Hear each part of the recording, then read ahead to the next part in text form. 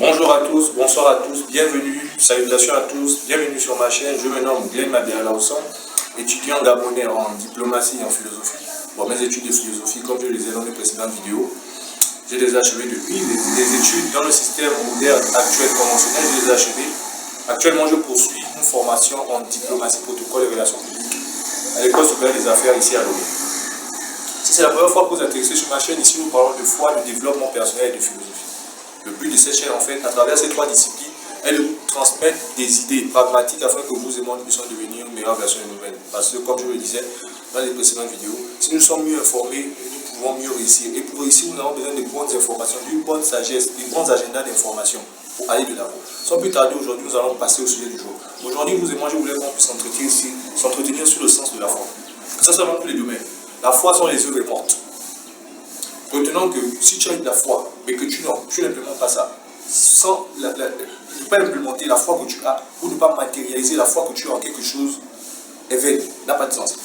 J'ai extrait cela du livre de Jacques, comme lui parle du chrétien. Il dit dans Jacques 2,26, il dit, de même que le corps sans esprit est mort, de même la foi sans les œuvres est vaine. Mais un peu plus haut, dans Jacques 2,14, il dit, que sert-il à quelqu'un de dire qu'il a la foi s'il n'a pas les œuvres? Cette foi peut-elle le sauver? Que sert-il de dire à quelqu'un qu'il a la foi s'il n'a pas les œuvres? Est-ce que cette foi peut le sauver? La foi, en fait, sans la matérialisation des œuvres, en fait, si l'œuvre ne suit pas ta foi, en fait, tu n'es pas incroyable. Que ça soit dans n'importe quel domaine. Même quand tu vas atteindre un objectif, c'est avoir la foi. Je vais atteindre cet objectif. Je veux devenir, par exemple, médecin, ou je vais apporter une révolution dans un domaine donné. C'est ça ton objectif. C'est une foi que tu es en train de nourrir en toi. Mais si tu n'implémentes pas ça avec les œuvres, elle ne va rester qu'à l'état vie préliminaire, embryonnaire. Elle ne pourra pas être matérialisée. La foi sans les œuvres est morte veut dire simplement que, quel que soit le domaine dans lequel tu es, quel que soit le domaine d'initiative dans lequel tu t'es lancé, si tu n'implémentes pas, si tu ne passes pas l'action, tu ne matérialises pas, si ça reste dans ta tête, comme disait Evador, là, en fait, tu as une étape bébé, tu es embryonnaire. Et là, maintenant, elle est vaine. Toutes tes idées sont vaines. Les idées ne suffisent pas. Ce n'est pas les idées qui suffisent. Il faut passer à l'action. Les idées ne servent à rien. Il faut passer à l'action. Le grand but de la vie n'est pas le savoir, mais l'action, disait Thomas Huxley. Donc, ce que je voulais dire par là, en fait, à travers l'étude de Jacques, Jacques, c'est un disciple de Christ, c'est-à-dire un des disciples terrestres qui a fait partie du corps de Christ durant son ministère terrestre. Il a dit, à travers son évangile, l'épître de Jacques, je veux dire par là, que si tu n'as pas la foi, si tu as la foi, mais que tu n'implémentes pas ça par des actes, elle est vaine. Il dit encore même plus haut dans Jacques 2,24, je crois, il dit, veux-tu reconnaître, homme intelligence, que la foi sans les œuvres est morte? Vous pouvez regarder Jacques 2, à partir du verset 14 jusqu'au verset 26. Là, il donne carrément les critères d'un bon croyant. Parce qu'aujourd'hui, on se dit que, en fait, on se dit qu'on peut simplement avoir des idées en tête et ne pas les implémenter. Le savoir est bien, mais si tu n'implémentes pas ton savoir, ça ne vaut rien. Il faut implémenter le savoir que tu as. Implémenter avec matérialiser, c'est à concrétiser cela. Et pour concrétiser cela, il faut une bonne, prise de conscience, comme j'avais dit dans le premier vidéo. Les gens ont des informations, mais ils ne veulent pas implémenter. Ils ont la connaissance en tête, mais ils ne veulent pas agir. Comment les résultats vont venir? Après, se plaindre que Dieu ne...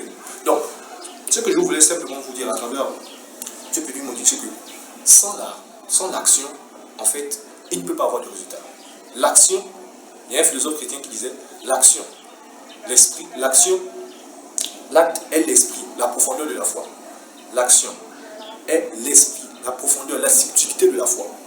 On reconnaît quelqu'un qui a la foi par ses œuvres, par ses actes. On vous dira, dans les Bibles de Paul, par exemple, que je parle de nos parlementaires chrétiens, pour ceux qui ne sont pas chrétiens, restez juste vers l'esprit. On vous dira qu'on est sauvé par grâce, oui, mais la grâce est une œuvre manifestée en nous. C'est une œuvre de Christ en nous. Et elle se démontre par la matérialisation de ce Christ que nous avons vu. Et cette matérialisation, c'est l'œuvre. Donc, il faut qu'on arrête de donner des fausses doctrines aux gens. Tous ceux qui ont atteint une excellence, même notre Seigneur Jésus-Christ, avec humilité, je le dis, était un homme en parole et en acte, avec puissance. Démonstration de l'esprit. La foi est une femme assurant des choses qu'on espère. Démonstration de ce qu'on ne voit pas. Hébreux 1, 11, 1. La foi est une femme assurante des choses qu'on espère. Démontre ce que tu ne vois pas. Ce que tu poursuis mais que tu ne vois pas. Tu dois démontrer ça avec tes actes. Comme si maintenant tu enfantais ce que tu veux voir. Il faut d'abord aller vers pour revoir les résultats. Mais les gens sont simplement là à prier, à souhaiter, mais ils ne veulent pas implémenter. Parce qu'ils sont dans la paresse. Et c'est la paresse. Voir ce qui est juste et ne pas le faire, c'est manquer de courage. Disait un penseur. Maintenant, qu'est-ce qui amène à ce que on voit ce qui est juste, on a la foi, on ne veut pas agir, c'est la paresse. c'est le manque de dynamisme. Il n'y a rien qui ne s'arrange par la pratique de la paresse. Quand tu pratiques la paresse, c'est une œuvre même, mais une œuvre rétrogradative, diminutive, qui t'amollit, qui ne permet pas à ce que tu puisses t'embellir, rayonner, pour devenir un être inspirant, pour devenir un être qui apporte de l'inspiration, une source de bénédiction. Il faut que tu agisses. La foi sans les œuvres est morte. Il n'y a pas de révolution, il n'y a pas de changement sans action. L'action est la foi. L'action est l'authenticité de la foi. C'est l'action qui permet de montrer que tu as la foi. Sans tes actions, tu peux pas avoir la foi. Que tu as des croyances, mais que tu n'implémentes pas ça. D'abord même, ce sera fait l'objet d'une prochaine vidéo. Vous allez voir même que la non-action est une action, mais une action qui amène la personne à rétrograder. C'est-à-dire, le fait de rester dans la paresse, c'est une action. Ne pas prendre la décision de changer sa vie. C'est une décision que tu pries, donc c'est une action que tu es en train de mener. Donc, il faut reconnaître que le vrai croyant, ou le vrai homme, c'est celui qui est dans l'action. La pratique du non-agir, la pratique de la paresse, la pratique du manque de dynamisme, rester devant la télévision, à ne rien faire, à attendre que les choses arrivent comme ça, sans toi-même mener des petites actions, sans toi-même vouloir d'abord que les choses, en fait, c'est-à-dire commencer à mener certaines actions pour amener maintenant le Christ, pour ceux qui croient au Christ, à la nature, pour ceux qui croient à la nature, bref, à amener maintenant ces forces ultra-terrestres à agir.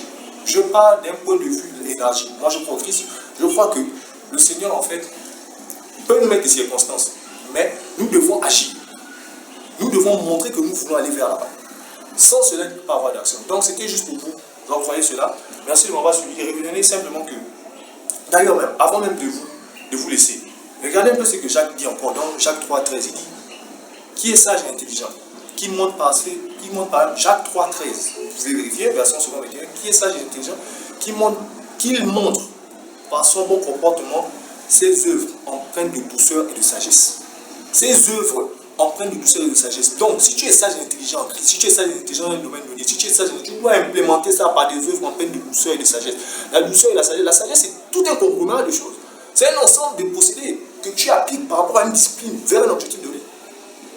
C'est-à-dire, la sagesse, c'est une discipline qui t'amène à atteindre un objectif donné. Salomon, on appelle ça comment? L'Ecclésiaste Salomon, dans la version sommaire en anglais, il dit, celui qui adore la discipline, adore la connaissance. Mais la discipline, c'est l'œuvre, c'est l'action. Donc, retenons simplement que la foi sans les œuvres est morte. Tu peux avoir des projets, tu peux avoir une vision de vie. Si tu n'implémentes pas, tu es encore dans le mythe de la caverne, comme ceux qui avaient Socrate là-bas. Tu es avec ceux là-bas. Les gens qui étaient dans le mythe de la caverne, là, quand Socrate, le gars est sorti là, oui. Celui qui allait voir, au-delà des idées, hors du mythe de la caverne, le monde qui est le monde de la lumière. Tu es encore dans le mythe de la caverne. Tu crois que les choses vont venir comme ça. Non, il faut agir. Voilà pourquoi j'ai dit dans mes précédentes vidéos, même si vous n'avez rien, même si vous n'avez rien, passez à l'action. N'attendez pas qu'on croie en vous. N'attendez pas qu'on vous accrédite. Ils ne vous accréditeront jamais. Parce que l'homme, en fait, là où il est actuellement, on ne cherche qu'à rétrograder l'homme. On ne cherche pas à ce que son frère évolue. C'est ça le monde dans lequel on est. Donc, pour se démarquer, il faut agir. Agir malgré la peur. Agir malgré l'inconvénient. Agir même quand tu n'es pas d'humeur à agir. Agir même quand tu ne vois pas les possibilités qui vont t'amener même à atteindre le succès. Il faut aller avec la foi. On marche par la foi et non par la vue. Comme le disait l'apôtre Paul dans 2 Corinthiens 5,7. Donc, merci de m'avoir suivi. Retenez que la foi sans les œuvres est morte et il faut que l'action suive votre foi. Merci et que le Christ vous bénisse.